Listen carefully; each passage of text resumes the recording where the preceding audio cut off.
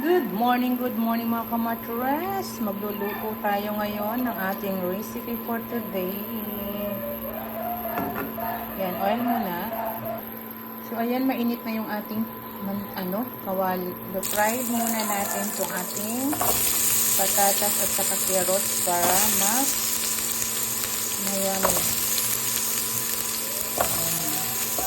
So sautay muna natin.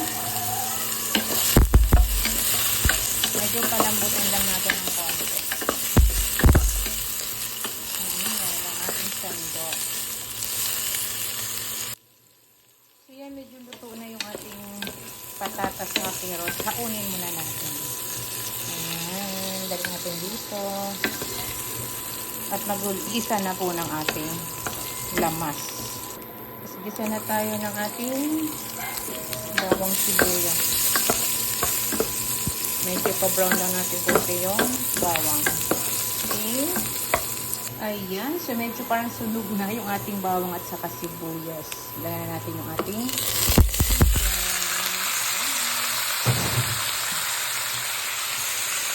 halu-haluin lang natin guys yung chicken. Tapos, medyo lutuin din muna natin yung chicken bago natin ilagay yung ibang ingredients natin. Okay.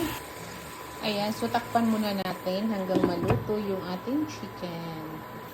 Kulo na siya, so haluin lang natin. Para may ilaw pa rin siya. Haluin lang. Ayan. Lumalabas na yung kanyang katas. Let's add all the ingredients. Ayan. Ang sili. Tapos, yung ating i-add na natin yung ating pampalasang gatas. Alam nyo na kung anong recipe natin. Ayan. Para mas masarap, ubusin natin, diba? Oh, ang ganda na ng kulay. Colorful na siya. Let's add salt. Ayan. Tapos, let's add paminta, black pepper, tapos yung ating curry powder. So now you know ano ang ating recipe for today. Ay naman. Busin na natin to kasi konti lang naman tong curry powder. So, alam niyo na ang recipe natin ngayon. Diba? Tapos kunting pampalasa. Ayan. Lagyan natin ng konting paprika. Ayan. Diba? Okay na yan. Tapos,